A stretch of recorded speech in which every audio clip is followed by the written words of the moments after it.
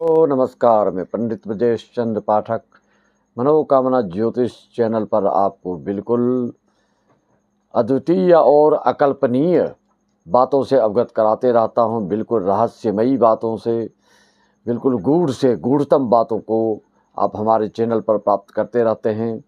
ग्रह गोचर के बारे में और आप अपनी कुंडली के बारे में, आपकी कुंडली में ग्रहों की क्या स्थिति है, इस पर, इसकी शांति, इसके उपाय, इसके परिहार, इसके क्या रेमेडी, मेडिटेशन आदि के योग बताने के पहले गणेश स्तुति।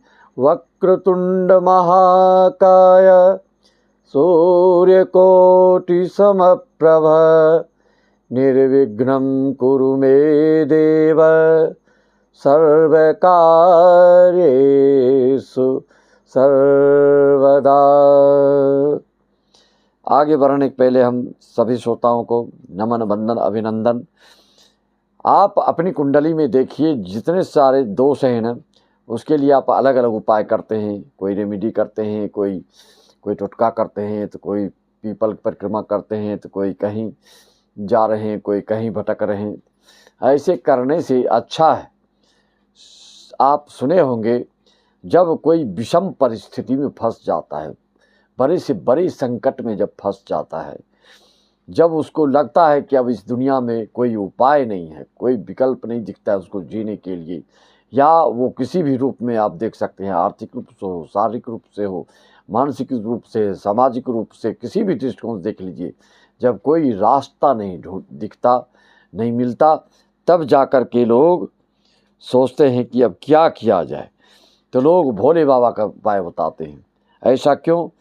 आपको मालूम होना चाहिए, भोले बाबा में नवग्रह की शांति एक साथ हो जाती है, इसीलिए इनकी इतनी महिमा और इतनी विशेषता इनकी है कि लोग सब इनके चरण कमल में वंदन करते हैं। और जब तब अनुष्ठान इनके नाम से होता है, महामृत्युंजय के नाम से आप जानते हैं। आप इनके नवग्रह शांति कैसे हो जाती है? क्योंकि इनका तेज का स्वरूप है, वह सूर्य देवता हैं। चंद्रमा आप देखते ही हैं, इनके भाल पर हमेशा विराजमान रहते हैं, शीश पर धारण किए रहते हैं। शिव जी के पुत्र कार्तिक जी जो है, वही स्वयं साक्षात मंगल ग्रह हैं। बुध गणेश जी के स्वरूप में स्वयं हैं। गुरु के रूप में उनके सामने जो बैठे देखते हैं आप बैल के रूप में, वो नंदी जी हैं, गुरु नंदी के रूप में हैं। शुक्र माता पार्वती हैं, शक्ति स्वरूपा माता पार्वती हैं। शनि देव भगवान के शिष्य हैं। राहु और केतु उनके नाग वंश के रूप में, उनके गले में दिव्य माला के रूप में, भयंकर माला के रूप में वह हलाहल विषधारी राहु केतु के रूप में विराजमान रहते हैं। कहने का तात्पर्य, भोले बाबा की जो प्रतिदिन सेवा शुश्रूषा, उनका ध्यान, चिंतन, गुणगान करता है, तो उसको किसी भी तरह से भटकने की जरूरत नहीं पड़ती है। सारे के सारे ग्रह आशीर्वाद देने के लिए तत्परता दिखाते हैं और आपकी सारी मनोकामनाएं पूर्ण हो जाती है। कोई कहते हैं कि नहीं हनुमान जी, भाई हनुमान जी की बात तो जानते हैं आप, इनकी विलक्षण बात और बताऊंगा, आप लोग कैसे इसमें भेद करते हैं। हनुमान जी इतना वीर, उनके में इतनी वीरता, इतनी धीरता, इतनी गंभीरता, इतनी हर चीज़ में अद्वितीयता उनको देखते ही बनती है। ऐसा क्यों पता है?